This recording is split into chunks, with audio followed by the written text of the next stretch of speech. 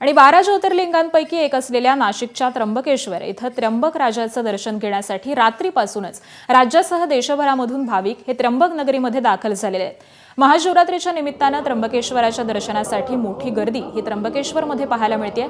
त्र्यंबक राजाची पहाटे विधिवत पूजा करून मंदिर आणि परिसर विविध फुलांनी आकर्षित सजवलेले आहेत। बंबम बोलेचा जयघोष करत शिवभक्त हे त्र्यंबक राजाच्या दर्शनासाठी मोठी गर्दी करताना पाहायला मिळत आहे। त्र्यंबक राजाच्या गाभाऱ्यामध्ये पूजाविधी ह्या पहाटेपासूनच सुरू असल्याचं दिसून येत आहे।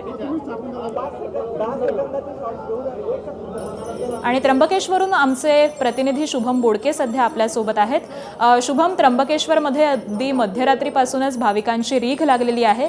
सध्या तिथलं वातावरण कसं आहे?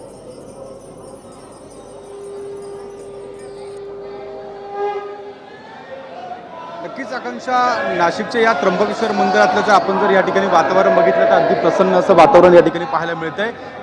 मोठ्या उत्साहात खरं तर या ठिकाणी भाविक त्र्यंबक राजाचं दर्शन घेताना पाहायला मिळत आहे। खरं तर 4 दिवसांपासूनच जे त्र्यंबकेश्वरमध्ये VIP दर्शन आहे ते या ठिकाणी बंद करण्यात आलेलं होतं आणि त्यामुळेच आपण या ठिकाणी बघतोय तर मोठी गर्दी ही भाविकांची दर्शनासाठी पाहायला मिळत आहे।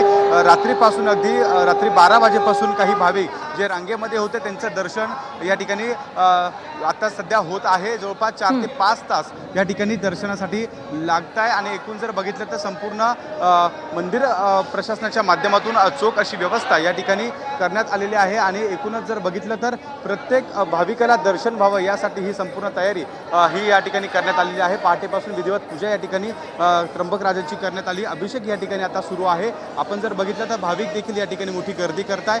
सकाळपासून या ठिकाणी भाविकांना जे पश्चिम प्रवेशद्वार आहे आणि पूर्व प्रवेशद्वार आहे या दोन्ही ठिकाणाहून दर्शनासाठी आतमध्ये सोडलं जात आहे आणि त्यामुळे कुठेतरी गर्दी देखील आता वाढताना पाहायला मिळते। पहाटेपासून जो गर्दीचा ओघ आहे भाविकांचा दर्शनासाठी येणारा जो ओघ आहे तो या ठिकाणी वाढताना दिसून येतो आहे आणि एकूण जर बघितलं तर संपूर्ण मंदिर प्रशासनाच्या माध्यमातून जे नियोजन आहे ते अगदी सूक्ष्म असं नियोजन करण्यात आल्याचं आपल्याला पाहायला मिळतं। तर दुसऱ्या बाजूला जर बघितलं तर गाभाऱ्यामध्ये असेल किंवा गाभाऱ्याच्या परिसरामध्ये असेल या ठिकाणी विविध फुलांची आरास या ठिकाणी करण्यात आलेली आहे, सजावट या ठिकाणी करण्यात आलेली आहे। नक्कीच त्यामुळे त्र्यंबकेश्वर नगरी ही सजलेली आहे। भाविकांचा मोठा उत्साह दिसून येतोय। प्रचंड प्रमाणामध्ये भाविकांनी गर्दी केलेली आहे।